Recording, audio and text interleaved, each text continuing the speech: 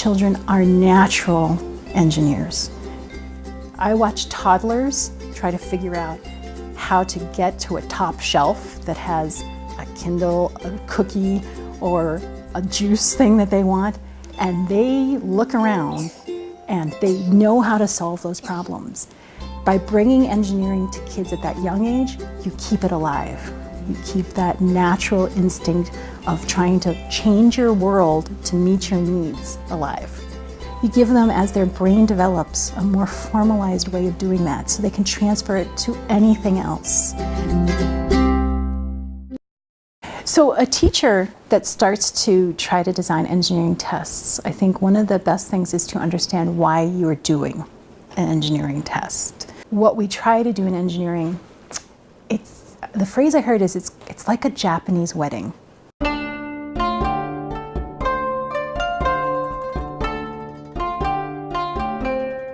The Japanese wedding story is you treat small problems like they were big, so big problems are small. And so that's sort of why we do those engineering tests.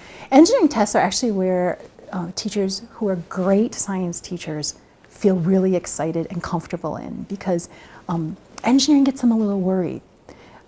With science, you have students run through an experiment and they should all come up with the same answers and the same results, because science is universal. No matter who does the experiment, as long as you do it the same way, you should get the same results.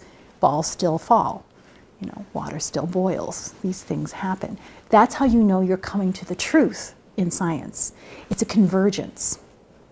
A good engineering project actually has results that look divergent. They look different. So for example, if I gave students a task of make something that I can put a bunch of things into, right? Then I can carry it on an airplane. Okay, I didn't say it was a suitcase, but I'm like, I want to take all these things, I want to take it on an airplane.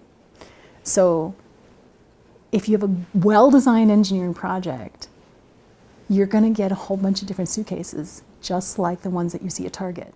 There's not just one suitcase. There's like 10 different types of suitcases, because functionally, each one of them holds all the things that you've given them and theoretically can fit in the airplane, okay, under the seat or whatever you've decided.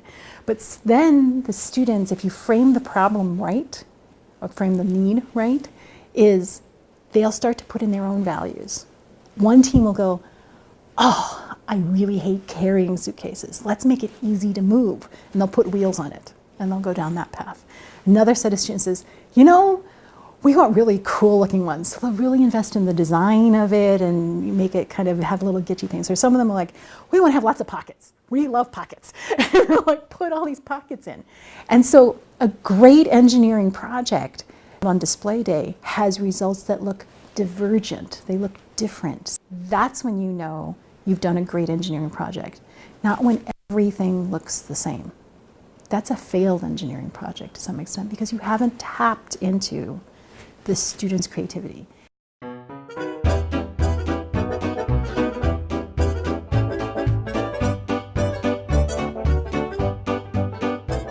To test this chair, there's many stages of testing this chair. We always think of testing this chair in its final state, when it's done and I sit on it and it succeeds or it fails. Like, it fails because I sit on it, it breaks. It's like, Goldilocks, the chair broke. Okay, so those are those tests. But in reality, before we even get to this chair state, an engineer will have gone through many more tests before then. Normally we would test the quick and dirty, the prototype solution, where we say, all right, first we have to have something someone can sit on that's this high. So the first thing you might test is just simply the material that you're going to use for this one that you're sitting on. And you may just put it up on boxes, or you may sort of, figure out whether it can hold it, or legs or something. Then there's the legs test. Will the legs in combination with this chair stand? Sometimes you'll have a team going off and just testing the legs, because based off of the design, that material won't work and we have to change it. Then someone says, well, you gotta have it back. Like, well, someone's gonna start leaning on it. So that's a different kind of force that we're gonna be putting. So we have to do that. So we test that material and those types of forces, but then you have to put them together because you have to test it again as a unit, because there's some things that come out as a unit that you didn't know about individually. So there's lots of tests that get to that point of a full product.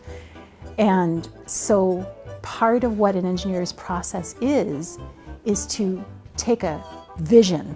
And it is important to have that big vision. So one of the biggest things we told students when we had them propose an engineering project, we said, think big.